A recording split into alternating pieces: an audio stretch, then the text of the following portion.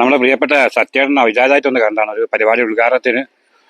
അപ്പോൾ നമ്മളെ കൊയിലാണ്ടി പൊതുവെയുള്ള ഒരു പരാതിയായിരുന്നു, നമുക്ക് കൊയിലാണ്ടി ഇരിക്കാൻ ഒരു സ്ഥലമില്ലാന്ന് പലരും പറയുന്ന പരാതി. പക്ഷേ ഇപ്പോൾ അടുത്തായിട്ട് നമുക്ക് കൊയിലാണ്ടി ഒരു ഹാപ്പിനെസ് പാർക്ക് വന്നു, വളരെ നല്ല അഭിപ്രായം, വലിയൊരു വിജയമായി. അതിനുശേഷം വീണ്ടും നമ്മളെ കൊയിലാണ്ടി നഗരസഭ ഞെട്ടിച്ചുകൊണ്ട് സ്നേഹാരമം എന്നൊരു പാർക്ക് വന്നു നമ്മുടെ സിവിൽ സ്റ്റേഷനിൽ. അതും വലിയ രീതിയിൽ ജനങ്ങളെ ഏറ്റെടുത്തു, പരിമിതമായ സൗകര്യത്തിൽ വളരെ മനോഹരമായിട്ട്. എന്നാൽ വീണ്ടും സസ്പെൻസ് ആയിക്കോട്ടെ, നമ്മൾ കഴിഞ്ഞ ദിവസം നമ്മൾ കൊയിലാണ്ടി ബസ് സ്റ്റാൻഡ് മുന്നിൽ ഒരു കൾച്ചറൽ പാർക്ക് എന്ന് പറഞ്ഞിട്ട് വീണ്ടും ഒരു പാർക്ക് ഉദ്ഘാടനം ചെയ്തു. അപ്പോൾ സത്യേട്ടനെ കണ്ടപ്പോൾ ഞാൻ ചോദിക്കുന്നത്, എന്താ സത്യേട്ടൻ നിങ്ങൾ കൊയിലാണ്ടി പാർക്കുകളുടെ നഗരമാക്കുകയാണോ, ഇതിൽ നിൽക്കുക, അല്ലെ ഇനിയും എന്തോ പ്ലാൻ ഉണ്ടോ?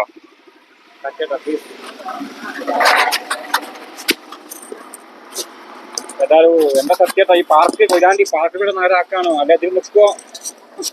പൊതുവെ ആളുകളുടെ ഒരു പരാതിയായിരുന്നു, നമുക്ക് പിന്നാട് എവിടെ വെച്ചാൽ കുഴപ്പമില്ല, ഇരിക്കാനൊന്നും ഒരു സ്ഥലമില്ല. അപ്പോൾ ആ പരാതി നഗരസഭ മാറ്റി. അതുകൂടാതെ നമ്മളെ മുജുകുന്നൊരു വീഡിയോ കണ്ട് അത് മേഖല നമ്മൾ അനേലൊക്കെ ടൂറിസം മേഖലയിലും വലിയൊരു മാറ്റങ്ങൾ വരുന്നുണ്ട്. ഏതായാലും അഭിപ്രായമായ നേട്ടങ്ങൾ മുന്നോട്ട് പോകാൻ നഗരസഭ.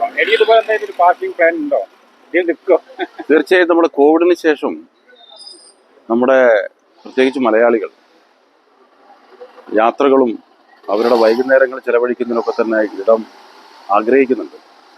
അപ്പം അതിൻ്റെ അടിസ്ഥാനത്തിലാണ് നഗരസഭ സംസ്ഥാന സർക്കാരിൻ്റെ നിർദ്ദേശമൊക്കെ പ്രകാരം സ്നേഹാരാമങ്ങളും ഹാപ്പിനെസ് പാർക്കുകളും ഒക്കെ നിർമ്മിക്കുന്നതിന് വേണ്ടിയുള്ള തയ്യാറെടുപ്പ് തുടങ്ങിയത്. നഗരസഭാ ഫണ്ട് മാത്രമല്ല, നമുക്ക് നമ്മളോട് സഹകരിക്കാൻ പറ്റുന്ന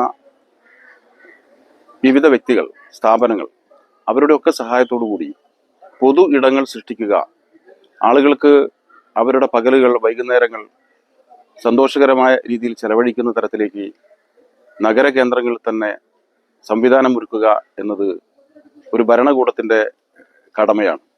അതിൻ്റെ അടിസ്ഥാനത്തിലാണ് ഇത്തരത്തിലുള്ള ഹാപ്പിനെസ് പാർക്കുകളും സ്നേഹാരാമങ്ങളും ഒക്കെ നഗരസഭ നിർമ്മിക്കുന്നത്.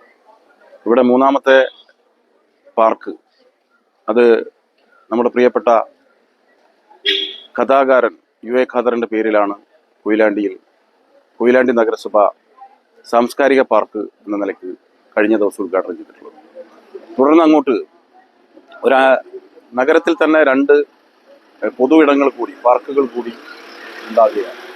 അതോടൊപ്പം തന്നെ കൊയിലാണ്ടി നഗരസഭയിലും സമീപത്തും ഉള്ള ഭിന്നശേഷിക്കാർക്ക് ഒന്ന് വിശ്രമിക്കുന്നതിന് വേണ്ടിയുള്ള ഭിന്നശേഷി പാർക്കും വയോജനങ്ങൾക്കായിട്ടുള്ള വയോജന പാർക്കും ഉൾപ്പെടെ ഈ ഒരു കാലത്ത് നമ്മൾ നിർമ്മിക്കാൻ ആഗ്രഹിക്കുന്നുണ്ട്. അണയിലയും കണയങ്കോടും കൊയിലാണ്ടി ബീച്ച് പ്രദേശത്തുമെല്ലാം ആളുകൾക്ക് ഇരിക്കാൻ ആവശ്യമായ സൗകര്യമൊരുക്കിക്കൊണ്ട് ഉള്ള പ്രവർത്തനങ്ങൾക്ക് നഗരസഭ തുടർന്നുള്ള മാസങ്ങളിൽ നേതൃത്വം കൊടുക്കും. എല്ലാവരുടെയും സഹകരണവും പിന്തുണയും അഭ്യർത്ഥിക്കുക. ഒരുപാട് നന്ദി സത്യേട്ടൻ. തിരക്കേണ്ട ആശ്വാസം നഗരസഭ ഈ പ്രവർത്തനങ്ങൾക്ക് എല്ലാവരും ആശംസകളും എല്ലാവരും വിചാരിച്ചു. നന്ദി സത്യേട്ടൻ.